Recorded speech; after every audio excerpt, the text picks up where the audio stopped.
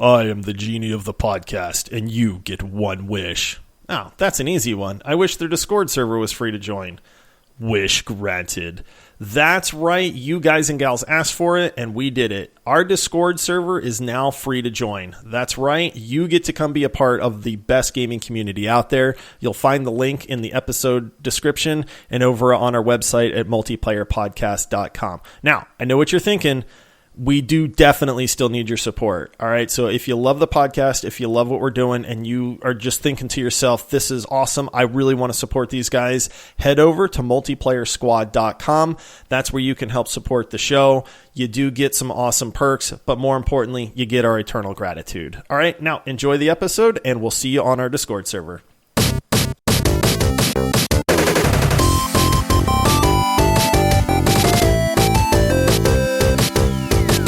Hello and welcome to the Multiplayer Gaming Podcast. Come on in, pull up a chair to the dad's table where we're going to spend the next hour having a family-friendly conversation about gaming. Make sure to subscribe to the pod, rate us 5 stars, and leave a review. Today is a deep dive episode where we are going to spend the entire hour breaking down one game, and today that game is Resident Evil Village. I am your host, Paul, and with me, he's the 5th Lord of Mother Miranda's theme park of horror. It's Josh. I am the king of the trolls. I feel like that would be my that would be my gist. Is it's just like a bunch of bridges, a bunch of trolls. Mm-hmm. You know, like it just spins you around. You don't know where you're going. You don't know what you're doing. You just get frustrated, and then you're like, dude, this level sucks. I can totally picture it. I feel like you would fit right into that. Yep. Or like on Game of Thrones, you'd be the master of trolling. Yeah, that would exactly. Definitely be your title. Also, I like your reference to the dad's table because, you know, when you're younger, like you can't wait till you have like the seat at the dad's table, you know, or like standing around the grill with the dads and stuff like that. And it's like, you know, now that we're older and much less cool, I'm sure, like we get to pretend like, you know, like the dad's stuff is really cool and that's what everybody wants, right? Yeah, everyone knows the dad table is the coolest. Yeah. Plus, we get the big piece of chicken, too. I mean, you know. Exactly. What's left to want? All right, so before jumping into our regularly scheduled content, we do have a new Patreon supporter to welcome, and that is a person by the name of NWC Xenu, who has definitely been one of our more active Discord users. Hey man, I got to give Xenu credit. He came on the Discord. It was one of those like, hey, I heard this was free now. He jumped in. He absolutely loved it, and he was like, dude, this is great. I'm gonna sign up because like I want to support you guys. Like he's like, I love the Discord. I want some of the extra privileges. Maybe just to lord it over some of the free people. Who knows? You know, and that's fine. I'm okay with that. You know, but yeah, he did sign up, and we appreciate it. And, you know, we made sure that he knew he was getting a shout out. And hey, if you want to hear your name on the show, you can get a shout out too. Absolutely. And Xenu is definitely an OG of the podcast because he said he's been listening since our GTFO episode. Yeah. Which is actually our 2nd episode. Yes. So that's going back a long time. We actually had a good conversation about some of our older, like original episodes. And yes, he is one of the OGs because he knew about those. So we had some laughs about how our initial episodes maybe weren't as good as, you know, the high quality standards that we have now. Let's just say that. Yeah, you know, it takes time, right? So for those of you listening, if you want to come join us on Discord, it's completely free. You can check out the description. Sorry, you can check out the link in the episode description. And then also, if you want to support us on Patreon, you can head over to multiplayersquad.com where you can help support the show starting at $5 a month. And that helps us keep this podcast running for the foreseeable future. And then, Josh, I understand you've got a couple of reviews that you're going to read for the show? I do. It's been a little while since we've actually read some of the reviews for the show, too. So I thought this would be a good time because we've gotten a lot of them lately. I mean, it's really nice to see people leaving these. But one thing, I don't know why, man. It's like I love seeing reviews from other countries. Because, you know what I mean? It's just one of those things where it's like, you know, it lets us know that like we're out there in the world, right? Like not just in our own little country or something like that. So actually I pulled two that are from other countries as well. So first one is titled Always a Pleasure to Listen. And this comes in from Monster Energy 1. And they say, most podcasts lose my attention after just a few episodes, but with these guys, my time is very well spent enjoying listening and learning about games that I would otherwise not have even thought of trying. Thank you guys. Keep up the amazing work. And he is from Great Britain. So... Ooh. Yeah. So thank you for that one, Monster Energy. I also love Monster Energy drinks. I'm assuming that's where that comes from, but I don't drink those anymore because I'm getting too old for that stuff. So no caffeine after 4 p.m. for you. Yeah, right. All right. And then this next one comes in from D Pong. D Pong is from Belgium. So how about that? Okay. Yeah, I think this is our first review from Belgium, and it is titled Exactly What I Was Looking For. And Deepong says, great podcast. I've been listening to a Belgian gaming podcast for years. I really like the format, but they are only uploading one episode a month. So finding you guys a few months ago was like discovering a gold mine. News stories and gaming info weekly. That's how it should be done. Keep up the good work and thank you. P.S. Ark Survival, maybe? Oh, okay. That's a good suggestion there, you know. So, yes, I don't know why. Like I said, I love seeing these reviews from other countries come in. It's always nice to know that we're reaching the world, Paul. We're going worldwide. All right. Now, I know we have a lot to talk about here today, so let's hit the audio track and get into it. All right, here's the description of the game on Wikipedia. I pulled this one from Wikipedia because the Steam description I didn't think was very good. Resident Evil Village is a survival horror game developed and published by Capcom. A major installment in the Resident Evil series and a narrative sequel to 2017's Resident Evil 7 Biohazard, the game follows Ethan Winters, who after a fateful encounter with Chris Redfield, finds himself in a village filled with mutant creatures in an effort to find his kidnapped daughter. While Village maintains the series' mainstay survival horror elements, the game adopts a more action-oriented gameplay style compared to its predecessor. So, I think a key thing in that description is the fact that Village ties back directly as a sequel to Resident Evil 7. Yeah, it does. And I played Resident Evil 7, but as I am wont to do at times, I never finished it. Okay. So, I have game ADD, Paul. Don't pick on me. It's a condition. All right. But so I did not remember a whole lot about Resident Evil 7 other than the creepy house with the hillbilly scary people in it. But what's awesome about Village is when you first start off with Village, it actually says like, hey, do you remember the story? Would you like to go back and remember? And when you click yes, it actually takes you back to some of the gameplay highlights from Resident Evil 7 to catch you up, which I thought like, dude, this is a great thing that they did because I didn't remember a lot of the story. And so it was really nice to kind of just get that little, it was probably like a 60-second video. It wasn't a whole lot, but it was just enough to say, hey, you don't really need to know much more than this to be able to play Village and just jump right in. Yeah, I think the best game to compare it to would be Red Dead Redemption 2. Can you play Red Dead 2 without ever playing Red Dead 1? Of course. But if you remember what happened in Red Dead 1, it makes it a more enriching experience because both games inform one another. And this game does exactly that. If you remember the events of Resident Evil 7, you will enjoy 8 more because it will provide more context. You read a lot of journal entries that better explain what happened, not just in 7, but even the entire Resident Evil universe. So this one definitely, that kind of surprised me. I thought it would be a little bit more of a standalone game, but this one is absolutely a direct sequel.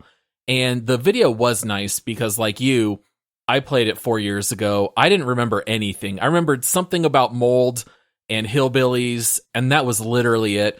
Honestly, the 60-second video, I don't know that it really helped all that much. Like, it kind of just confused me. Like, I had more questions. So you might be better off watching a more detailed recap on YouTube or something, but it is nice that they hit you with it right off the bat. Yeah, it's a nice start to the game. It did make me realize that I did not see parts of Resident Evil 7 that I probably should have seen, because I was like, I don't remember this happening at all. So there's a really important question here as we jump into the content.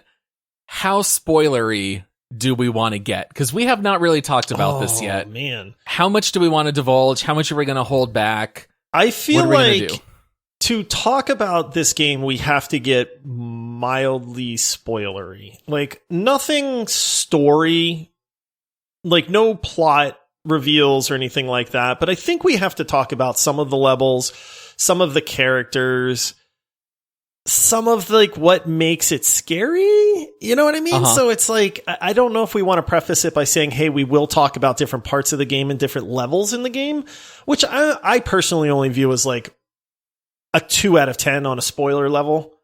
Yeah. You know? I think that's fair to say. We're definitely not going to spoil anything in the end. We're not going to spoil where the story goes, or if there are any twists or turns, we wouldn't divulge that. We might share a little bit about just the structure of the game. Like, we might explain that there's a certain number of areas that you have to go to, and then each one has a slightly different mechanic. But I think, like you said, we'll keep the spoilers really, really minimal. And the only spoilers we're going to have story-wise is just going to be stuff that happens in the opening cutscenes. Honestly, it's stuff that we already read in the description. We might just talk about that a little bit more. Right. I mean, I do want to talk about one of the areas, you know, so it's like, because that part we got to talk about, you know, but that's not really a spoiler. You know, it's just like a different level in the game. It's like saying, hey, you know, if we're going to talk about Mario World, we're going to talk about World like 8-1, you know, and you might not know what 8-1 is if you've never made it there. But that's not a spoiler to talk about a level that's further in a game, is it? Like, it's not. I don't think so. Yeah. As long as we're, not divulging major. Yeah. We're not going to, like, let on that the princess is in another castle. Oh, man. Dang it. Sorry, guys. So once you are done watching the 60-second recap video of Resident Evil 7, the game has this really beautiful opening cutscene that I didn't really expect, where all of a sudden you see a book open and it's called Village of Shadows, and it tells this like 2 to 3 minute fable that really looks fantastic. It looks straight out of a Tim Burton movie. Or like Hellboy 2. Or Hellboy 2, sure. And it's this like really creepy story about a girl who wanders away from her mom in the forest.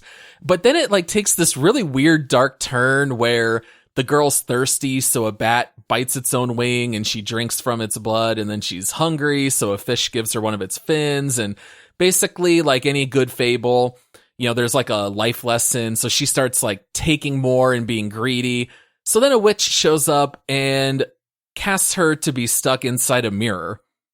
And then the camera zooms out, and it's your wife reading this story to your 6-month-old daughter. I was going to say, that kid's going to have some serious issues later on in life, Paul.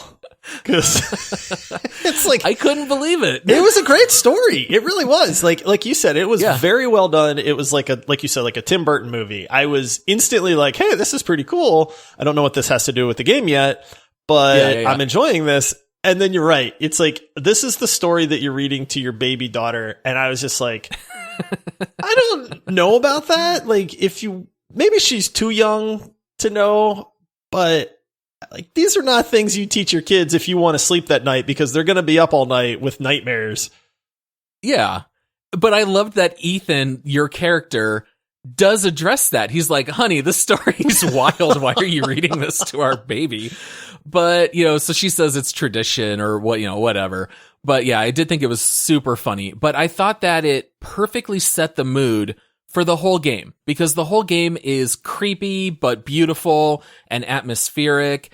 And it really, to my surprise, it got me pumped up to actually play the game. Yeah. Because I was already excited to play it.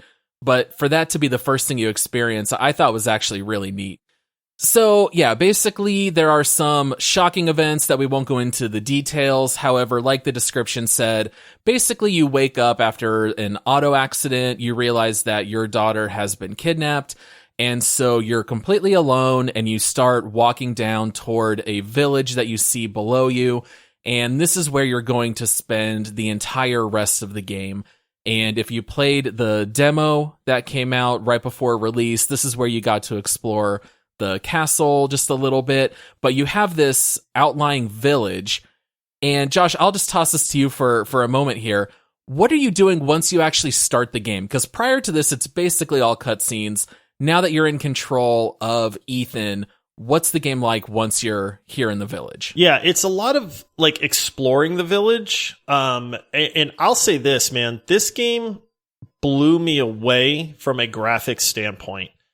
Like, I can't think of a game, honestly, that rivaled this game in graphical quality in a while. Like, I mean, I have a really good graphics card. I have a really good monitor. I was able to play this in like HDR 4K, and it was absolutely incredible. So that was like my very first like wow moment, was just when they put you in the village and you can start exploring. It was just like the attention to detail on everything was just off the charts. So kudos to them for making an absolutely incredible looking game. The village is interesting because you don't know what's there. You don't really know. I mean, you're there to try to like find your daughter, but you really are from a standpoint of you don't know what's going on. And so you're looking around this village, and of course, there's no people around. These houses are empty. You're trying to figure out like what the heck is going on. But then there's just these little glimpses of like a sound over there. Something. Wait, what was that moved over there? Like, did I just hear something on the roof? Like, whoa, wait, there was a horse carcass right there, and now that horse carcass is gone. Like, what's going on? And they do a very good job of like just teasing, like setting the mood, so to speak, in the very beginning. Oh, absolutely. And you start to see blood kind of just everywhere. Like, you can tell someone must have died here. Maybe a body was dragged, whatever it might be. So it's an incredibly creepy atmosphere. And then you start fighting these creatures that are called lichens. And you can tell maybe they're like transformed people. Maybe they're some kind of weird werewolf creature, some kind of mutant or whatever it might be. And in every good Resident Evil game, they are not difficult to kill, but you have such limited ammunition that a lot of this game in the beginning is not just straight up fighting. It's a lot of searching, trying to find your daughter, trying to find clues. You're not necessarily killing all of the lichen that you run across. You might shoot them once to stun them and then run past. And a lot of times when you duck into a building, you can actually move and drag like a bookcase to keep them out. And so there's definitely more of a survival element in the beginning as opposed to action. Yeah, they do a very good job of setting the tone of the game kind of right away. And I thought that was really neat because it's like, oh, okay, this is like a horror survival game. We can talk about the survival elements, a little later, I guess. But, it's one of those, it is you do get the sense that this game is going to have a lot more action than some other Resident Evil games. And they do a good job of like slowly introducing what's going on. And like you said, eventually a lichen comes out and you do have to fight it. And that's when you're kind of going like, okay, this village is overrun with monsters. I don't know why. I don't know what's going on, but man, did I pick the wrong village to be in. Exactly. Yeah. Like if my kid's going to get kidnapped, this is not the village that I want my kid to get kidnapped in. Yeah, exactly. Like, why couldn't this happen near Cleveland or something? Why does it have to be this village? Yeah, with all the Gothic architecture filled with mutants. There's also a lot of puzzle elements. So there's a lot of areas that you can't necessarily reach. However, as you play Village, you continually come back to the village at large. And so new areas get unlocked. There's lots of things to discover. There are sometimes things that you cannot use or move until you get the right tool or the right gear. I don't know what happened in my playthrough, Josh. I was pretty good at checking almost every corner. Somehow I never got the wheel. So the whole game's filled with like these wells where you can turn a wheel. You never got the wheel? Never got it. Oh, I never found it. You don't get it till later. That's the thing. Like, you don't get it until later on in the game. Like, I'd say halfway through to maybe even like 2/3 of the way through the game before you get that stupid wheel for the well. Dude, I found so many wells that are like, this is missing a piece. And I'm like, I don't have the piece. Yeah. I wish I did. Yeah. Yeah, somehow I couldn't access any of the wells. You didn't I don't miss know how I much, missed it. to be honest. But that was one of the things that I kind of forgot about the Resident Evil series, is that they do like their puzzle lights. You know, like they're not really puzzles. These are not brain benders. These are not anything that's even remotely difficult to do. But it's just enough to kind of give a taste in the game. It adds a certain element. I don't know that it's like a great element, but I don't think it would feel like a Resident Evil if it didn't have those elements to it. So I do enjoy them, because it's that like reward of like, oh, I found the wheel. You know, sorry you missed that reward, Paul. But well, let me give you a perfect example. Like, one guy's got a combination lock on a cabinet, and it's like, oh, how am I going to find this 6-digit code to get in? Well, it's written right next to the safe. Look out the window. And if you look out the window, you see all these numbers that are very obvious, 07, 04, something else.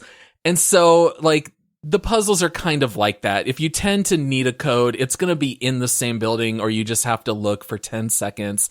There's not a whole lot of difficult puzzles, but I do appreciate that it's in there. I was going to say, it's one of those things. I do like that it's in the game. I almost feel like they dumb it down a little too much, though. Like, I don't know if they just think people are dumb, or they really just don't want the puzzles to be a focus, you know?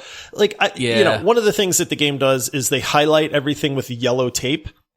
You know, so it's if it's important, it'll be highlighted with yellow tape. So it looks like it's part of the environment, instead of like a big red arrow pointing to like this thing that you need to notice. It'll have like yellow duct tape on it. And so it's pretty hard to miss. But at the same time, it's like, I get the whole, like, I don't want to just wander around and be completely lost and not have any clue what I'm supposed to be looking for. But at the same time, like, man, you must think I'm dumb to really feel the need to spell out this combination for me, you know, at the same time. Or, I don't think this really counts as a spoiler, but I remember in another room, there's another combination you need, and it literally says, like, the 5-year anniversary of my daughter, and then there's just a calendar that has a giant circle around it with the 6-digit code. And I'm like, come on, guys, at least make me search. Is the whole house is ransacked and run down, and everything is brown. It's her birthday. Yeah. And then on the wall is this super colorful, like, crayon picture with the date of her birthday on it. And it just so happens it's 6 digits. And it's like, it doesn't fit into the house at all. You know, it's like they could not have made this thing stand out more if they had put a neon sign around it and made it light up and blink to grab your attention. And it's like, I mean, and you know, it's just, I don't know. Like, I get it. It's nice that it's in the game. Personally, I think they could have tweaked the puzzle difficulty just a little. A tad. Yeah. Make me find the code, like, in the next building over for, you know, maybe on a body, and you can read through a journal entry or something. Yeah. I don't know. Yeah. I mean, it's not bad. It just is rather simplistic.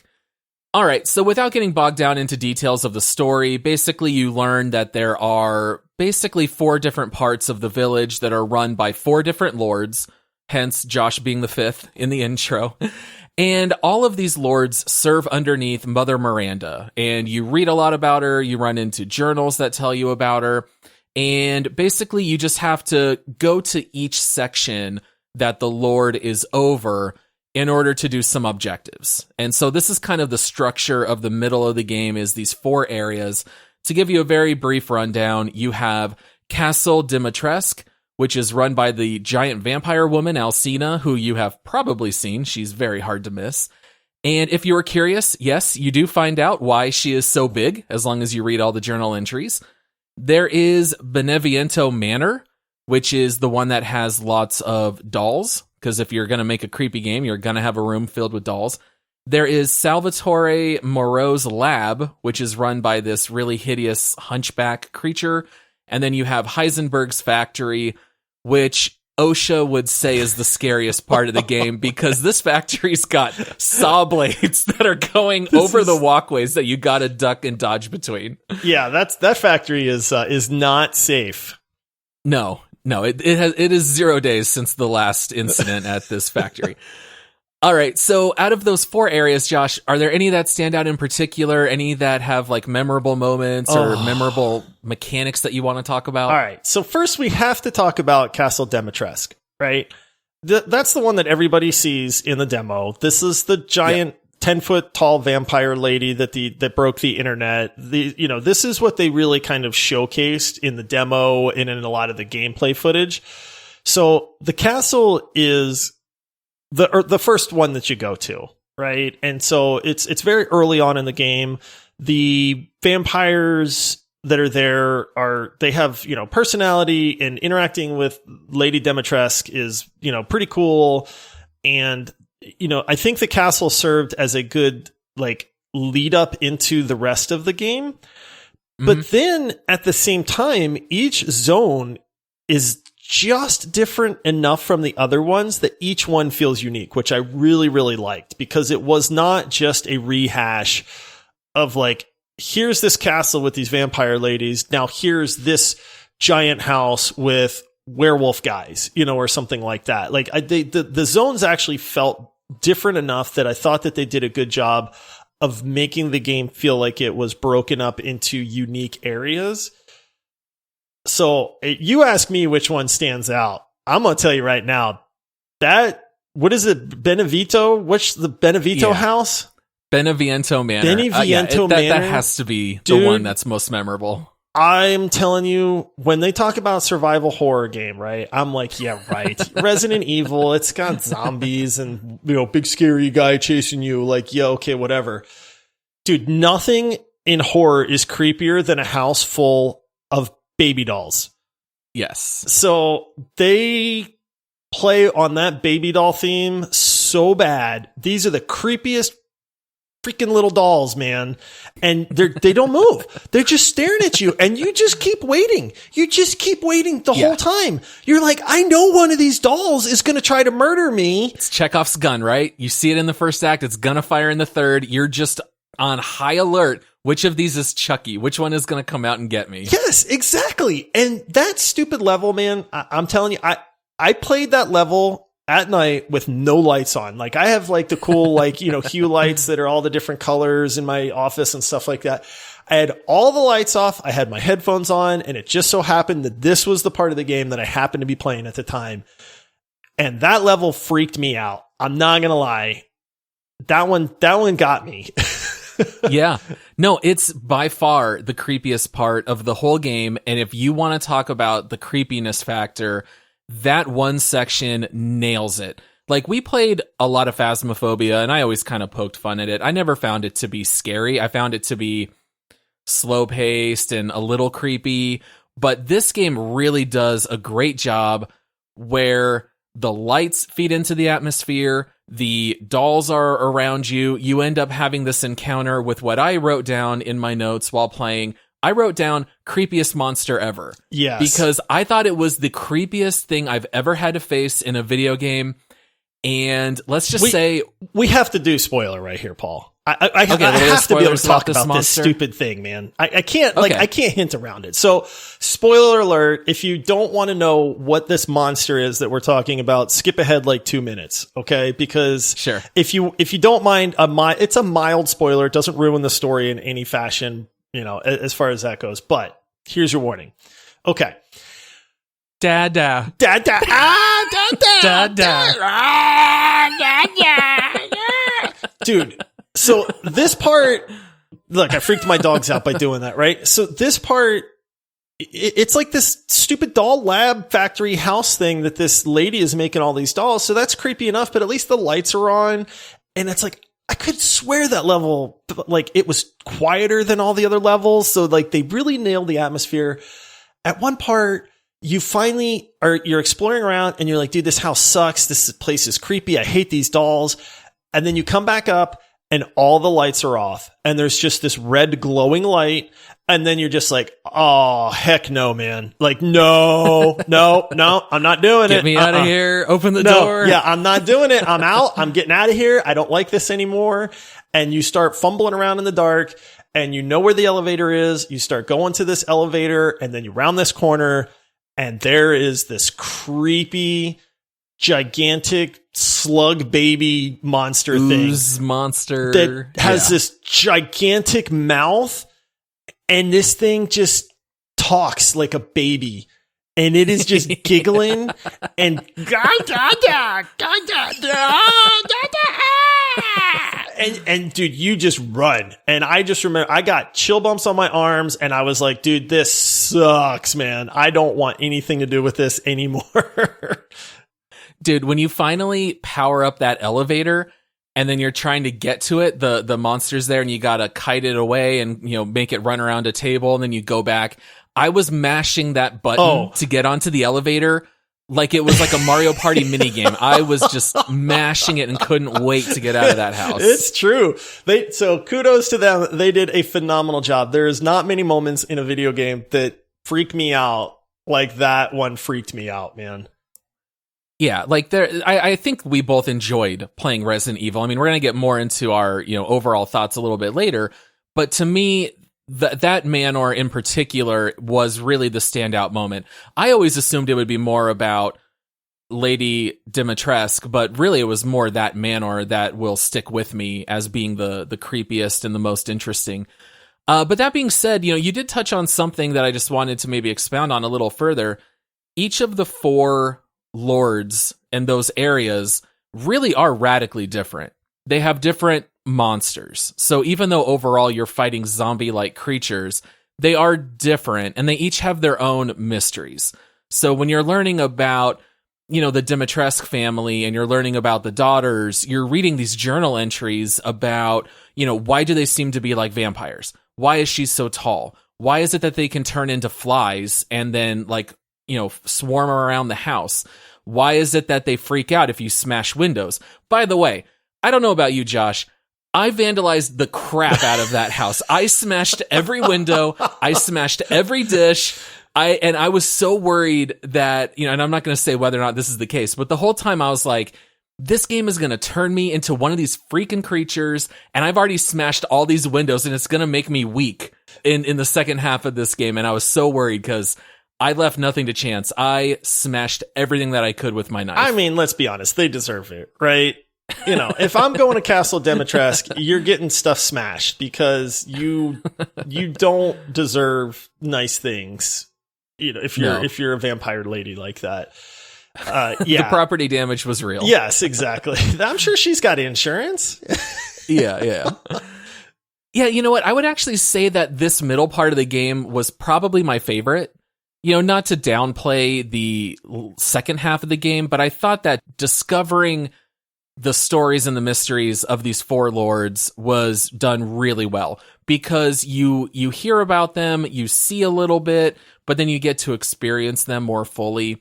And I thought that was really neat. I thought that was done rather well. I'm with you 100%. Castle Demetresque, to me, because it's the opening area of the game, I felt like that was almost like not the tutorial, but it was the intro, like the prologue almost, right? Like the tone setter. Yeah, like because the game, in my opinion, really takes off once you get out of the castle, right? Like that's when, you know, you start finding more puzzle stuff, you start finding more equipment, you start finding more journals and notes that are actually explaining what the heck is going on.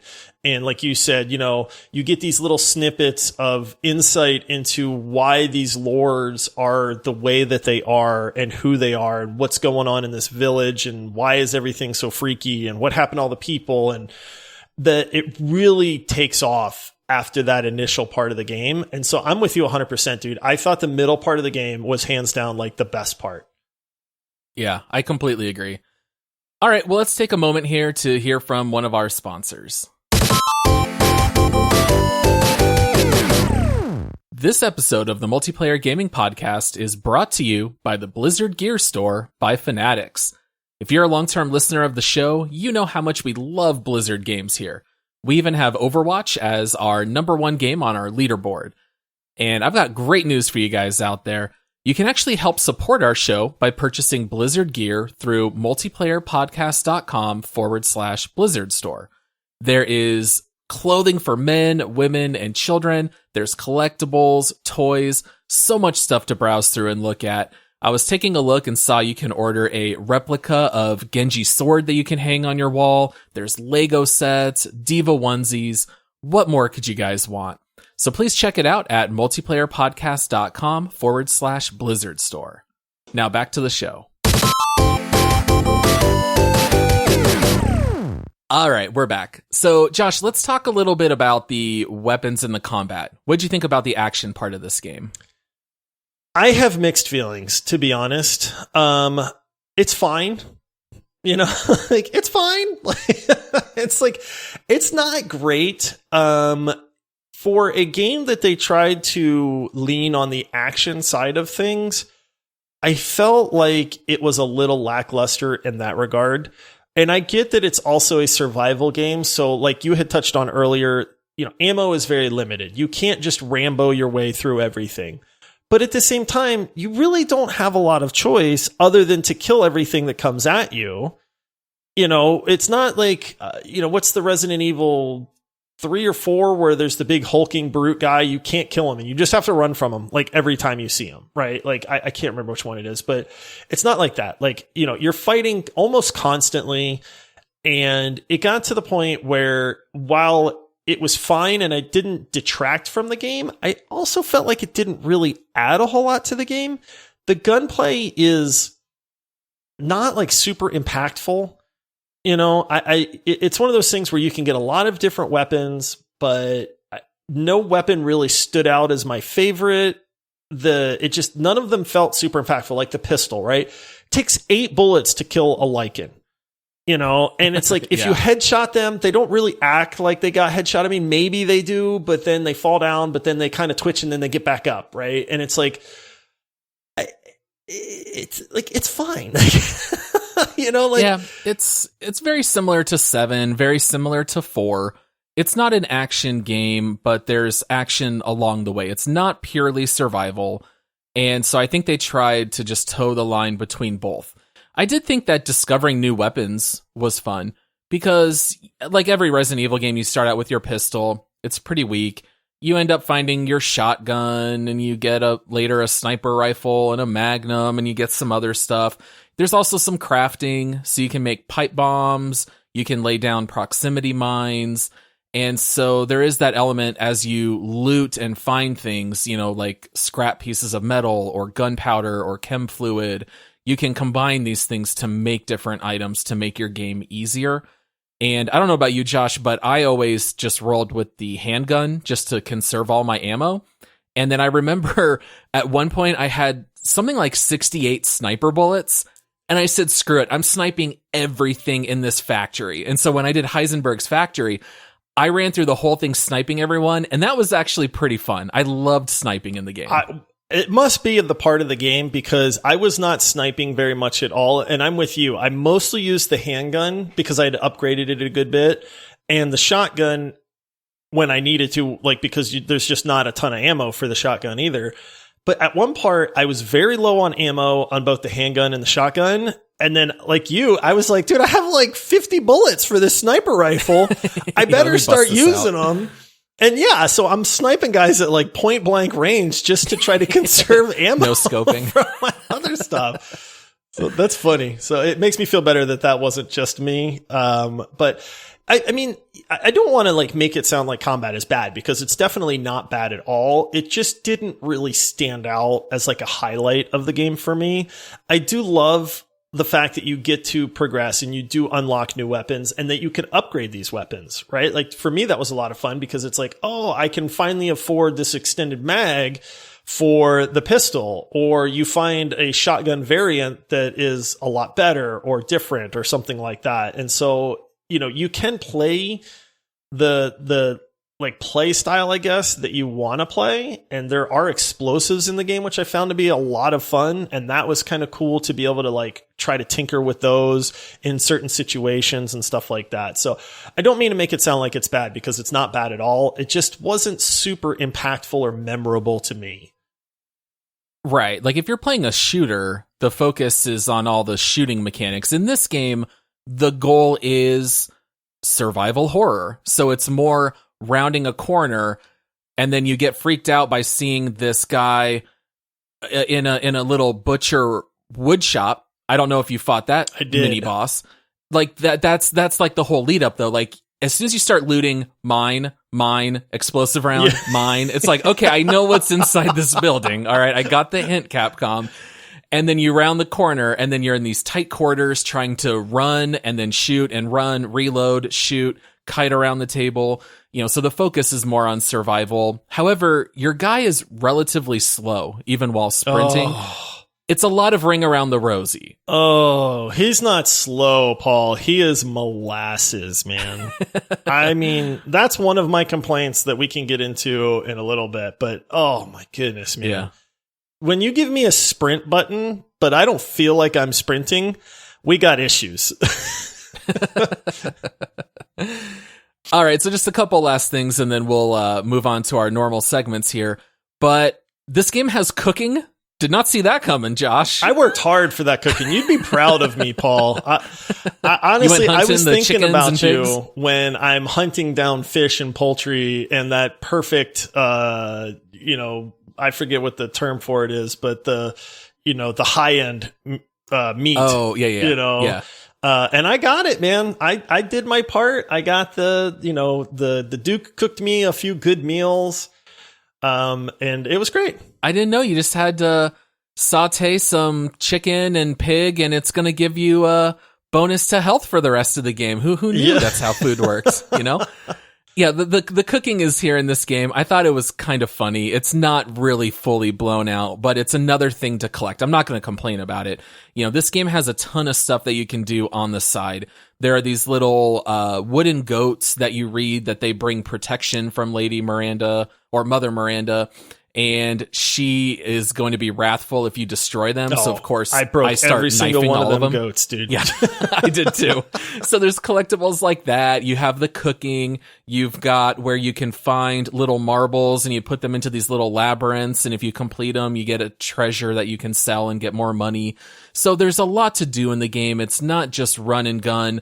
The game's also littered with hidden gems. So just like the old Resident Evil games, if you ever see a little glimmer on the ceiling or a wall, you can shoot it.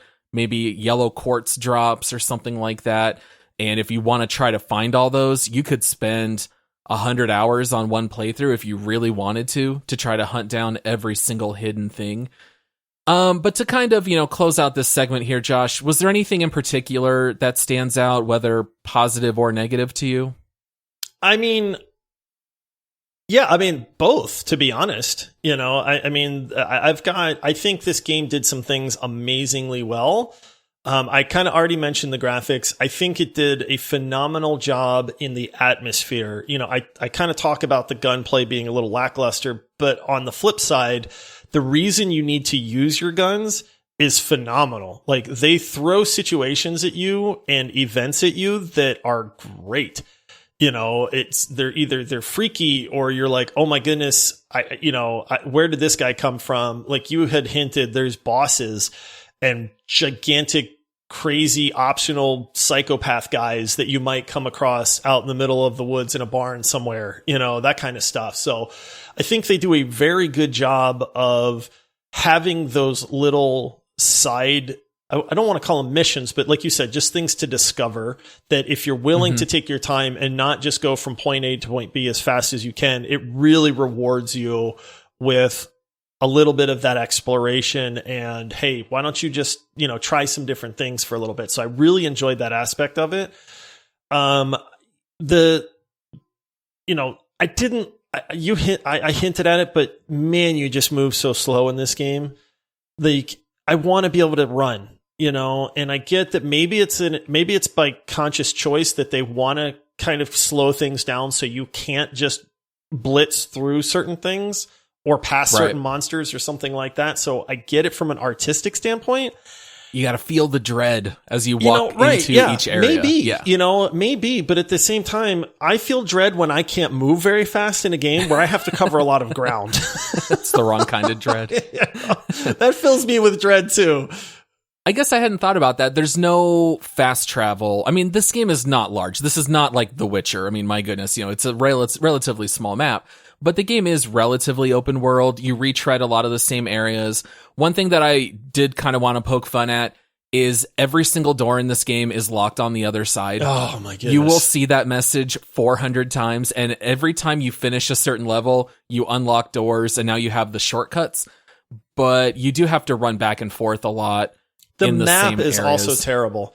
No lie. Who designed this village? Dude, no lie. This village is so confusing. There's one point in this game, I don't know. Do you remember the house with the violin on the door? Anyway, you have to you eventually have to get into this house and you find a way to do that. I spent legitimately 30 minutes wandering around the village trying to find that particular house because I could not remember where it was.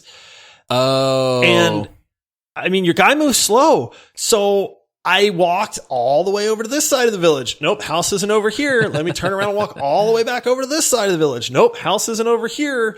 Yeah. And then I'm looking on the map in the game, but nothing is marked. It's just outlines of houses. And I'm like, I don't know what shape this house is, man. Where is the house? And I got super frustrated because I couldn't find this stupid house. And it was like the next place I had to go. And I was like, this is dumb. I want to be able to sprint around and just find this house. And I couldn't. So, yes, you'll see what one huge complaint is when we get into the reviews on the game. There is an overarching complaint about this game. It didn't bother me necessarily. But a lot of people complained about the field of view. Oh, okay. Because I guess the field of view is like an 80, which is really, really low.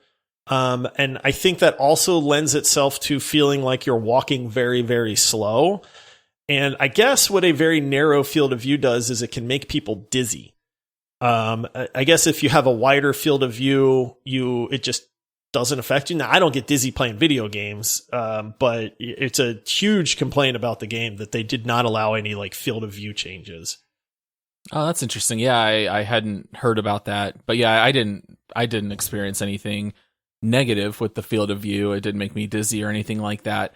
But yeah, it's definitely slow moving. Maybe that 120 range of view where you feel like you're running at an incredible rate of speed would have helped. So what about you? What stood out for you as good and bad?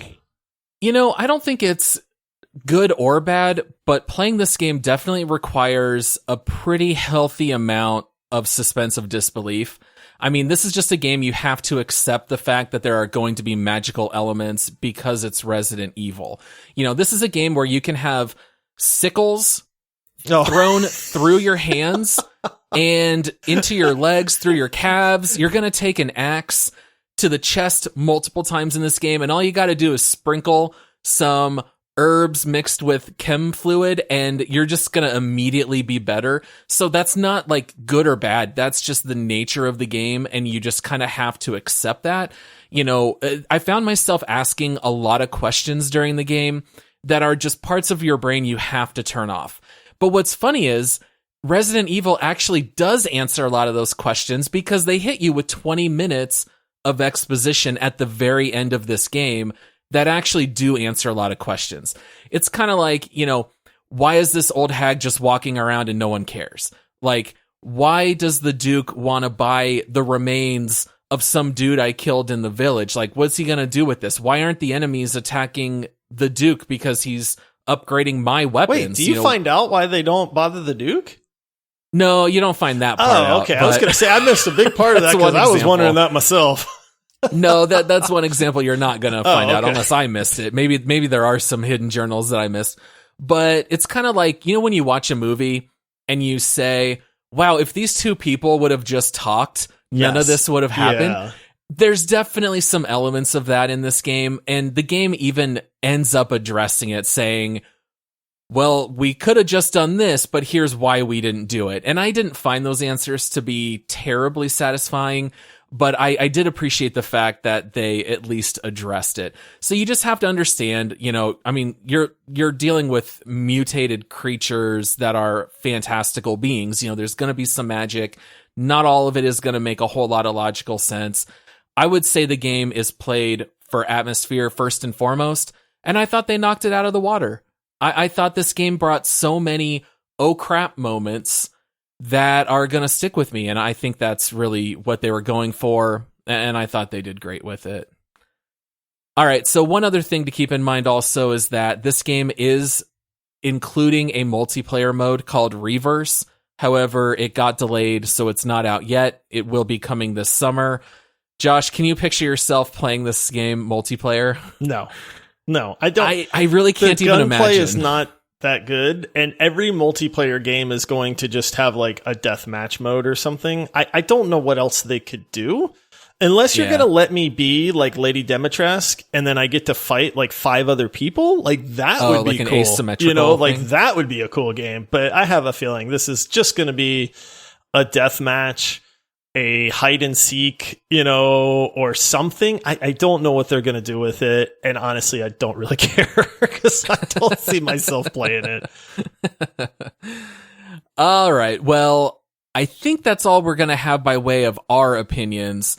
Oh, I will mention one last thing. So as far as longevity of this game, you can actually beat it relatively quickly. I think somewhere in that 8 to 15 hour range, most people are going to finish it. But when you do beat the game, you then are given access to New Game Plus. And what happens is you get to keep all your weapons. It just resets all the keys. And so you can ramp up the difficulty, but it'll be a little bit easier because you get to bring your gear. And you get to complete challenges, which give you a new type of currency called CP, and you can use that to unlock new bonuses, new weapons, unlimited ammo cheats, and things of that nature. So you can actually be rewarded quite well on repeat playing the game over and over. There's actually a counter where it keeps track of how many times you've beaten the game, and I thought that was rather clever. So if you drop $60 on this game, it's not just going to be 10 hours. If you want to, you can actually squeeze quite a bit more content out of it. Yeah, they do a lot. That being said, I'm not going to play it again. No, I won't either. And I clocked my playtime. I was right at like that 8 hour and I think like 50 minutes. And that was with me doing some of the side content. Like I did not just blow through the story without doing anything. Like I said, I hunted down some animals to make these dishes. I did some of like the side objectives and stuff like that. And I still clocked in at just under 9 hours. So it is a short game. It's a great ride for those short hours. But yeah, this is not a game that, lends itself to longevity unless you're the kind of person that likes like New Game Plus and 100% completion and stuff like that, in which case you'll probably get a lot more time out of it for your money. Just not us. Yeah, especially since we've got more games to cover for the podcast. All right, so Josh, how about you hit us with some of those community reviews? All right, so I pulled some reviews on Steam, and I'll start off with a negative one. This is not recommended, and they said, it's a good game so far. Like many have said, a mix between 7 and 4. They mean Resident Evil 7 and Resident Evil 4. But holy moly is the character movement bad. Making Ethan turn is like navigating a Bering Sea fishing vessel in 200-foot waves whilst having no engine to rely on, which is a huge shame because it could have left a great impression on me so far. And this is an overarching theme with a lot of the negative reviews is just he doesn't run fast. He doesn't turn quickly. I guess on controller, like he turns really slow. I was going to say, that sounds to me like a controller issue because at least on mouse, I did not have an issue with turning. He does walk and run slow. Yeah. But I thought the turning was fine. Yeah, there was actually a lot of those. And so that was one of the overarching complaints. This is another negative review. This person actually refunded the product, which Steam tells you now. And they say, no field of view slider in 2021? Guys, we're colonizing Mars, yet simple essential features are not available, even though hundreds of reviews complained about that on the demo page. Enemies are bullet sponges. They barely flinch when you hit them in the head with a 9mm. The world building is gorgeous, but that's it. Easily refunded. Okay, you know what? This is, in my opinion, if your biggest complaint is the field of view, right? I don't know. That's not the worst problem, right? Yes. honestly. I mean, it's one of those things where I don't know. Maybe if you are one of those people that gets nauseous with a really small field of view, like I would not want to be nauseous playing a video game. I can't play certain VR games because of that. So I get it. But I also get if that's your only complaint about this game, then that kind of says more for the game than it does against the game. Yeah. You know? All right. So, and then our first recommended review says big lady equals life good. Dollhouse equals life no good. No good. That one I love. That's funny. Because people now get that. It's just, you know, that dollhouse sucks, man. Oh, I'm sure. As soon as you and we did not talk hardly at all about this game, but we both said, we got to talk about the dollhouse, right? Yes. That was the one thing we both said. Yeah. All right. Next recommended review. I rate this game 3 out of 5 fingers. I would have given it a 5. Okay, that's funny. But 2 of my fingers got bitten off by a lichen. So I mean, this is not a spoiler because it happens in like the first 5 minutes of the game. But right in the beginning of the game, you get 2 of your fingers bitten off. And it's like, why can't you just pour the healing potion? I wasn't going to say it because I didn't know if that would be a spoiler, but 100%. Because without going into details, things happen later in the game that are way worse than losing that are 2 way fingers. worse. Man. And you just snap your fingers and you're healed. Oh, man. So yeah, that's, I don't know that Ethan had to be stuck with 8 fingers the rest of this game, but it's Resident Evil 8. Maybe that's maybe they wanted. I never even thought about that, man. Maybe you touched on it right there. Okay, so that was a positive review. I'll do another. This one kind of made me chuckle. This is a not recommended. And all they say is, why can't I use a knife as a screwdriver or lockpick? That's a good question. Now, you will come across things that are locked in this game, and you can't unlock them unless you find lockpicks, which are super rare. Like, you don't get many lockpicks in this game. And if you're like me, I want to know what's in that stinking drawer, man. You know what I mean? Like, why is it locked? There's got to be gold in there or something. And so when I finally find a lockpick, I will travel miles across the village to open that stupid drawer to find out that it's just bullets, man. Bullets or just something you sell for 2,000 and it's like, to the Duke. But you have a knife. I have this big knife. Why can't I use that to just pry open the lock? I don't get it. So this review made me chuckle because I feel this guy's pain. I don't know why you can't use your knife as a screwdriver or a lockpick. I don't know. Yeah, that's fair. Yeah. And then one more. This is recommended. And this guy just says, I can confirm that the residents are very much evil. I can confirm that. In this village, yes, they are.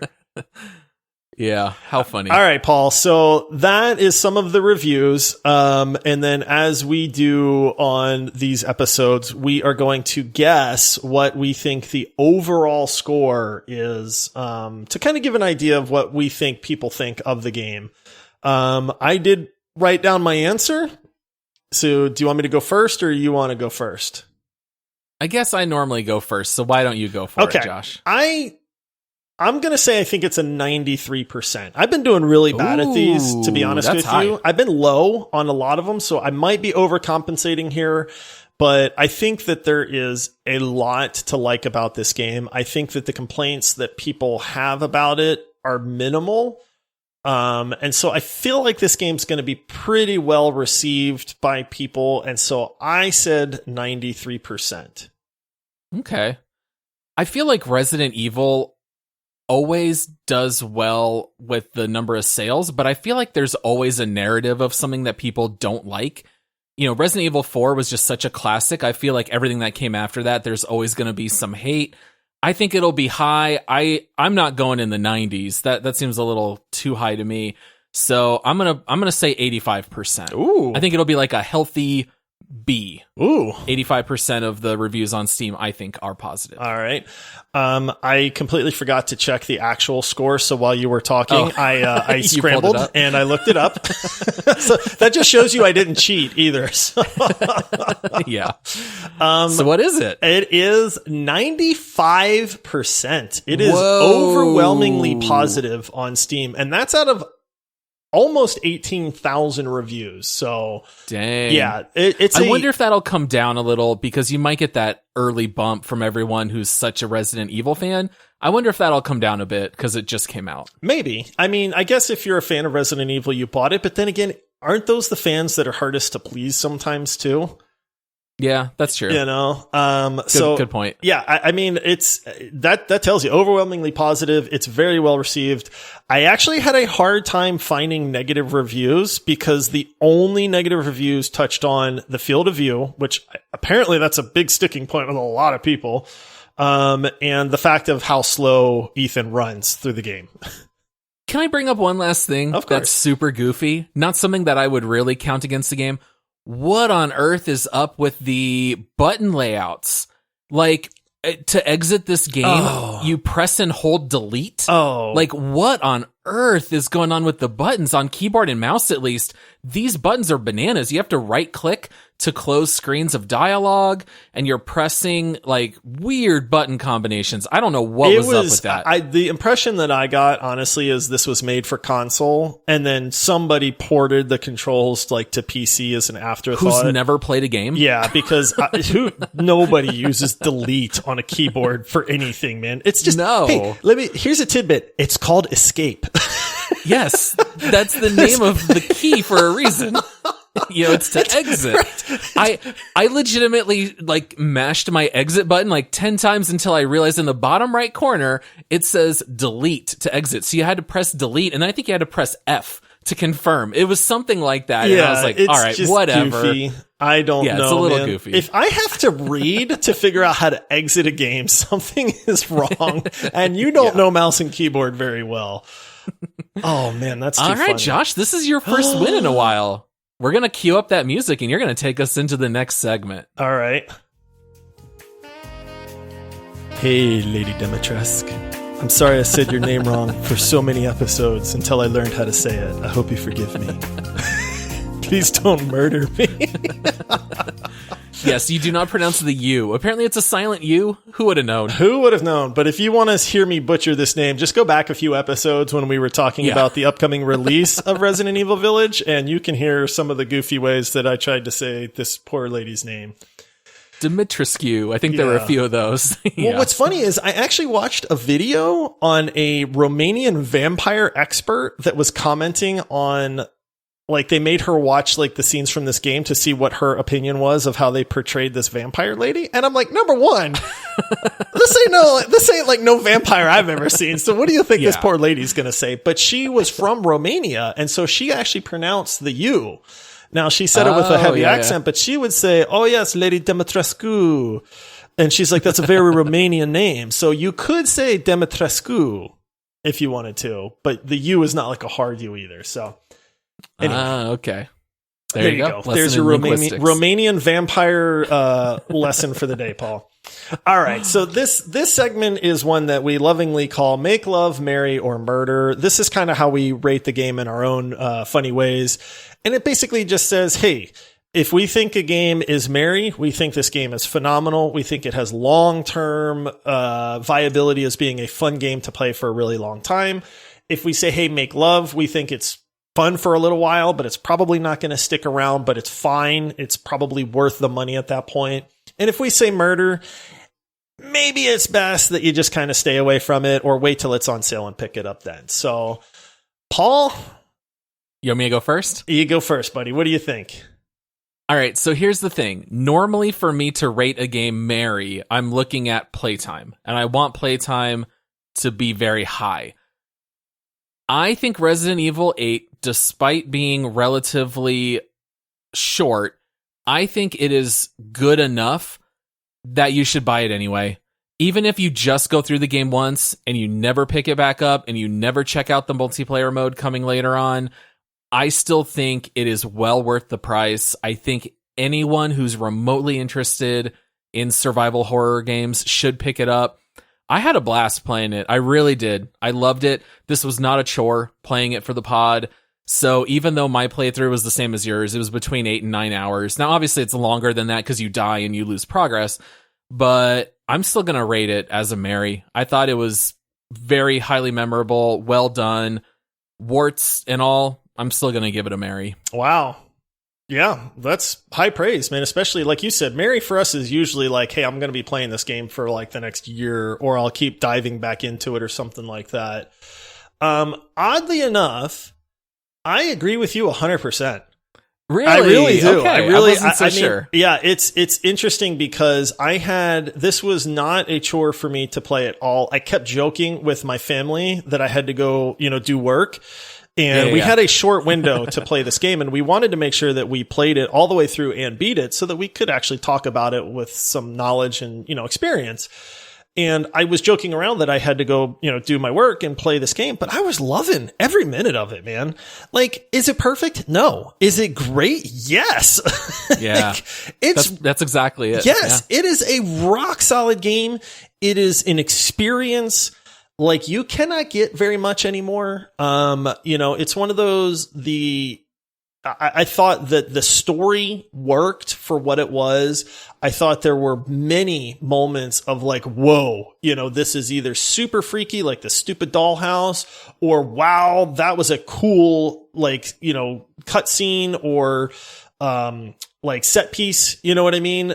There was many, many times in this game where I was kind of blown away by what was going on and the atmosphere that keep the tone through the whole game. There's this doom and gloom, you're fighting against at all times. I really thought that this was just a grade A, well done game. And like you, normally I would never rate an 8 to 9 hour game as a Mary, but in this case, like, this game begs to be played. If you're a fan of the series or a fan of the genre, I don't think you're going to be disappointed. Now, $60 is a lot of money, right? But let's say they say like the average playtime is 10 hours. That's $6 an hour. You spend a lot more than that nowadays for entertainment value. So I think it's well worth the money. And I'm with you, man. Even for a short game, I think it's a Mary. Yeah, it's best experienced if you can play it yourself. But if you don't have the money, you can watch all the cutscenes on YouTube. It's 3.5 hours if you just want to experience it like an animated movie. I think even that would be great. You can watch people play it on Twitch. My brother-in-law, Jason, and his girlfriend, Kemi, they just decided, let's just watch the whole game on live stream. And that's what they did. So they didn't buy it, but I was able to talk to them, and the dollhouse was the very first thing that popped up, and we were able to talk all about it. It, creeped Jason out as much as it did us. So I think even if you experience it that way, even that's worth it if you don't want to pay at all. I mean, that being said, nothing can quite experience what it's like to control the character and have to run and hide under the bed from certain monsters. So, buy it if you can, but if not, still check it out. Yeah. All right, let's go to the leaderboard and see where this game stacks up.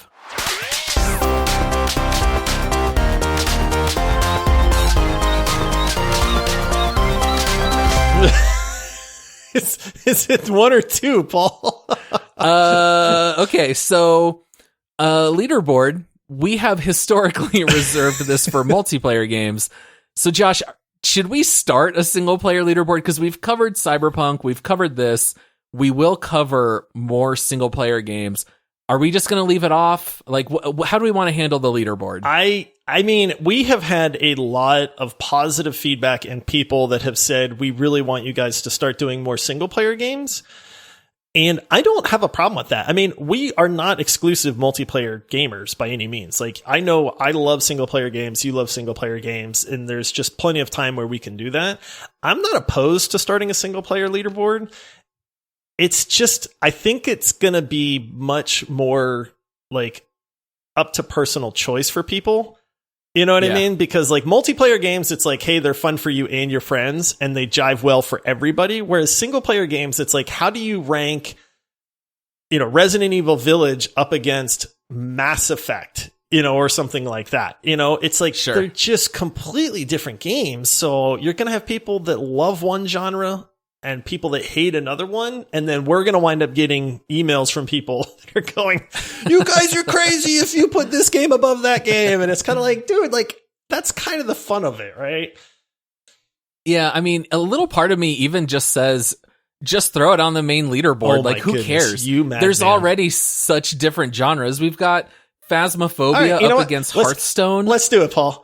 Let's just throw it on the main leaderboard. Let's put it on there. I'll be very curious to see where this game fits. And then there's going to be people that don't hear this episode that are going to be like, you guys are idiots, man. That's a single player game. One of these things is not like the other. Yeah. Now, Cyberpunk, we could not put on the board because you had limited hours and had not beaten it when we covered it on the show. You never finished that game. Todd had like 6 hours or something into Cyberpunk. So I don't think we need to throw Cyberpunk up here because that was such a long time ago and we weren't ready at the time. It was such a big game. But for Resident Evil, what are you thinking looking on our leaderboard? So our leaderboard, we currently have a total of 41 games that I can't believe rank. we're doing this, Paul. Oh, I love it. I love it. I always say the more vague the rules, the better, because I just want to be able to argue and discuss.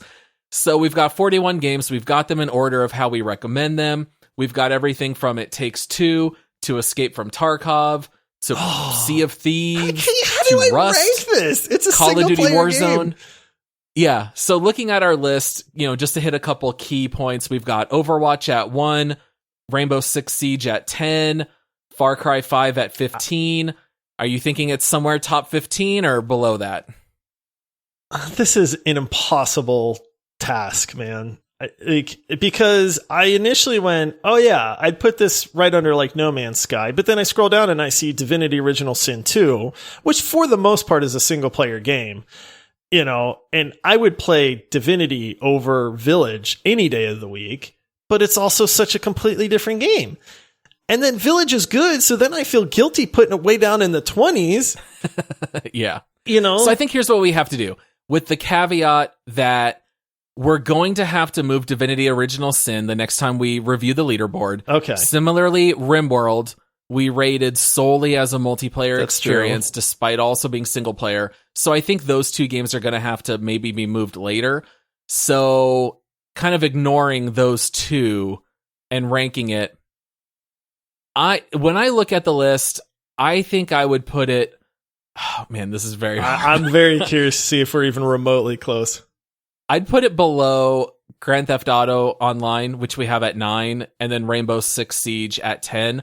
I would pop it right in between those. Wow. Kind of where were you thinking? I was thinking like right by Far Cry 5 or Raft. So 15 to 16. So 15, 16? Yeah. I mean, I initially when I saw it, I instantly saw Destiny 2 and I went, well, I'd put it above Destiny 2. Uh-huh. So that was my first inclination, but then I saw like, man, No Man's Sky is such a good game. And then I saw Squadrons down there, like Deep Rock Galactic. So that's when it started kind of dropping. But then I hit that wall of Divinity Original Sin 2, and I was like, yeah, no way. I could be persuaded in the Destiny 2 range. I'm not a huge fan of Destiny 2. Like, I've caught a lot of flack for that, but yeah. Village is a well-done game. So if you wanted to, we could put it up there. Yeah, if you were initially a little lower, I'd say that might be a little high. I'd be fine with it, but maybe it's more appropriate to put it below Call of Duty Black Ops Cold War, but right above Among Us. I think that's probably perfect. Among Us Do you think that's was fair? super fun when we were talking about and reviewing it, but Among Us I think would be fun in certain situations. Like we're probably going to have an Among Us night for our Discord server.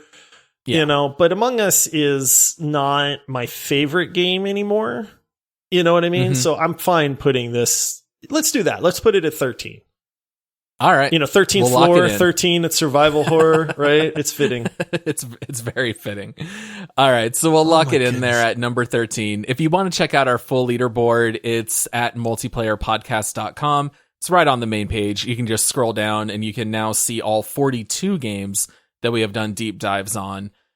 And then I think that's everything here for today. So if you guys wanted to know, our next deep dive game is going to be I am 97% sure it's going to be Hood, Outlaws, and Legends. It could still end up being Satisfactory. I think those are the next two. I'm just not sure of the order, but it's probably going to be Hood. Hood just dropped yesterday as of the time we recorded this. We both bought it. We have not played it very much, but we're going to jump into that more. And then we will be back with our This Week in Gaming episode on Thursday. All right. Thanks, everybody, for listening. Don't forget to go check out our Discord server. And hey, if you want to support the show, we could definitely use the support. You can do that over at multiplayersquad.com. See ya.